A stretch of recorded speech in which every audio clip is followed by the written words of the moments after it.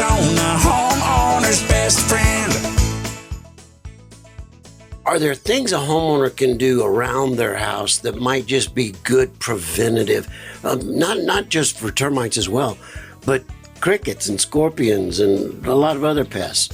What are just some regular maintenance things a homeowner can walk around their property and look at? So you want to make sure you're not having any excessive moisture. So sometimes people can have things that drip or just different things around the home, like a leaky irrigation system. And that is going to be a conducive condition to termite activity.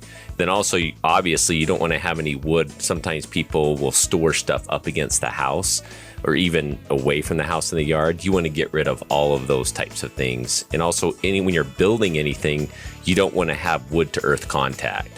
You want to have some type of slab or something to make it more difficult for them to kind of find it and then make their way up.